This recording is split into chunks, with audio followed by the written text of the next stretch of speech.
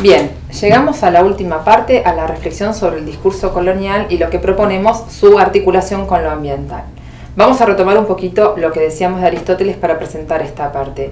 La teoría de Aristóteles ha sido muy revisada en cuanto a su fijismo, es decir, el movimiento de la Tierra y toda la visión estática que él plantea en general en su cosmovisión. Sin embargo, no en sus jerarquías. De golpe sus jerarquías nos parecen cercanas. De golpe es mucho más fácil pensar en términos de criticar jerarquías de clase y de golpe la de género no se discute tanto. De golpe la jerarquía es natural, es como si no pudiésemos pensar desde esos lugares.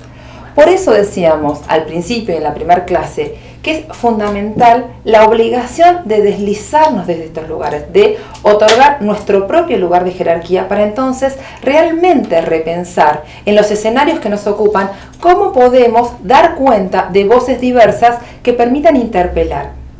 Y el último concepto que vamos a tomar como sugerencia para empezar a reconocer los discursos es el de Homi Bhabha de mémesis colonial, de la construcción de la diferencia colonial a partir de una acción de mémesis, que significa una construcción del otro normalizado en términos de ser parecido,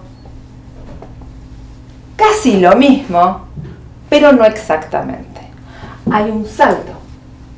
Y en ese salto es donde pervive una y otra vez esta argumentación de jerarquía que no solamente lo pasamos por los órdenes biopolíticos modernos, por la mirada hasta el antiguo imperio romano que nos traía Agamben, sino que además lo podemos referir a Aristóteles. Como miremos de donde miremos el pensamiento moderno, con la profundidad que querramos, este ejercicio de la diferencia está estructurando. Y lo que van a decir las feministas es, acá se filtra el paternalismo más que cualquier otra diferencia, por eso lo sugieren como un punto de partida. Pero, dependiendo de los casos, esta diferencia se puede ver en distintas claves. Racial, de clase, económica, de opción sexual, la que se quiera. Pero sí opera como una construcción que justifica la diferencia. ¿Qué va a decir Homi Bhabha en relación a esta diferencia que nos parece interesante traer en relación de otros discursos de la decolonialidad? Que en este ejercicio pasan dos cosas. Por un lado, al hablar en un discurso normado de debemos parecernos a este ideal, tenemos claramente la norma, que nos recuerda permanentemente en ese ideal cuál es la diferencia. Entonces, más que hablar hacia lo que nos queremos parecer, en su forma lo que termina haciendo es recordarnos cuánto nos diferenciamos de aquello a lo que debemos parecernos. Pero hace algo más. A la estructura y a la estabilidad, hasta a esta ilusión de quedarnos en un orden que de hecho nos va a llevar a la paz, al progreso, a todos los beneficios, nos recuerda que en esta diferencia hay un peligro para ese orden. Con lo cual, el discurso colonial y la apelación a la jerarquía y a la diferencia lo que nos recuerda es que no solamente esa diferencia existe, sino que además es peligrosa. Y volvemos circularmente al justificativo del dominio. Como esa diferencia es peligrosa, como no podemos verla desde ningún otro lugar, entonces debemos someterlo, usarlo, extraerle todo lo que tiene, reducirlo a su ser biológico, a esa vida descartable, a ese cuerpo superfluo, a eso entonces que podemos matar. Ese es el problema de pensar desde la jerarquía y no corrernos de ellas. Y lo cercanas que son. Realmente una la lea a María Luisa Femenías y es espeluznante lo cercano al chiste, a la sentido común, a los lugares usuales a donde estamos parados, a nuestra cotidianeidad, al establecimiento del sentido común de la sociedad. Estamos tan cerca de pensar que lo mejor que podemos hacer por el otro es explicarle lo que tiene que hacer. Es tan difícil corrernos de ese lugar, y más como académicos.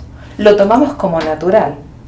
Que si no nos situamos en un ejercicio de reflexión muy profundo, pensando en que cuando tenemos un escenario, está nuestra voz, pero también están otras voces que también tienen agencia y que no son necesariamente humanas, es muy difícil corrernos. porque está muy instalado en cómo nos hemos estructurado y formado en nuestra larga trayectoria académica, que lo normal es pensar por el otro, representar al otro, hablar por el otro, y encima eso es beneficio al otro. Bueno, el objetivo de esto es dar un ejercicio de visualización que nos permita salir de ese lugar que es muy incómodo, pero es uno de los más eficientes. Entonces, lo que nosotros les proponemos como un resumen de esta clase es partir de distintos conceptos, los distintos conceptos que hemos desarrollado para pensar en los discursos que nos ocupan. Primer concepto, biopolítica. ¿Qué parte de los discursos que los ocupan, de los casos que les preocupan, de los acontecimientos que les llaman la atención, qué parte de eso tiene una referencia a qué cosa es la vida, a qué cosa debe ser cuidado, a qué cosa debe ser educado, quién tiene derecho a ser, cuál es el límite, cuál es la variable que marca el límite respecto de qué debe ser cuidado, respecto de qué no debe ser cuidado. Les voy a dar un ejemplo en Chile. En uno de los últimos tsunamis, hubo una ola que impactó muy fuertemente en la zona central. Había dos barrios pegados, uno de alta gama, uno de sectores populares construidos por el Estado. La ola, el de sectores populares, destruyó completamente las casas. Al otro le dio, no es que no tuvo problemas, pero fueron realmente problemas menores. ¿Cuál es la gravedad? ¿La naturaleza con la fuerza de la ola o lo que construimos en relación a esa fuerza? ¿Por qué unos tienen derecho a tener casas con defensa viviendo en el mismo lugar y otros no, con casas construidas por el Estado? Ahí es donde empiezan a filtrarse estos. Unos tienen un derecho a un tipo de vida que a otros. Y el justificativo a la relación que se plantean, no solo en términos de clase con las otras personas, sino hasta con su ambiente. Se filtra la jerarquía. Tienen menos derechos hasta el cuidado de su integridad misma. En un escenario de tsunamis. De eso estamos hablando cuando hablamos de naturalizar las jerarquías. Y no podemos discutir, ay, qué mal que se hace, a los pobres no se los cuida, pero yo tengo derecho, por ser académico, a decidir por otro. Es el mismo tipo de ejercicio de poder. Y visualizar en otra clave es aprender a corrernos. Y si fuese fácil, no buscaríamos hacerlo en conjuntos. Es difícil para todos. Con lo cual, el primer ejercicio es esto. ¿Qué vida se cuida? ¿Qué cuerpo se cuida? Y en definitiva, ¿qué no se cuida? No se educa, no se preocupa. ¿Cuál es esta tensión entre lo vivo a cuidar y lo vivo superfluo que tenemos que reconocer? Este es como uno de los primeros conceptos. El otro, el que acabamos de mencionar, la diferencia. ¿Cómo se establece la diferencia? ¿Qué significa el riesgo de la diferencia? Y acá, en directa relación, la jerarquía. ¿En qué términos se establece? Que eso ya tiene mucho más que ver con la mirada, en términos de género, en términos de clase, en términos de raza, en términos de lugar geográfico, un poco de todo, una ponderación más a uno. Esa es una opción. Esa es una opción que vamos a tener para ir construyendo los distintos discursos y justamente poder ir relacionando con esa materialidad que vamos a ir mapeando.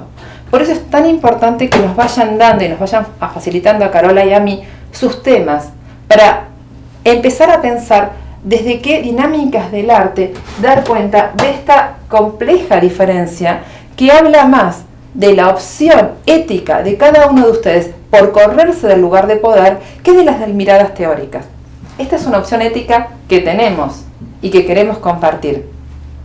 Bien, entonces a partir de ahí y a partir de tratar de reconocer en estas claves que propusimos cada uno de los discursos es que les vamos a pedir que nos empiecen a enviar la organización sobre qué cosas quisieran dar cuenta como para poder empezar a trabajar en las clases que vienen en sistematizar artísticamente estos distintos discursos y ver si no estamos todos en algún punto conectados. Muchas gracias.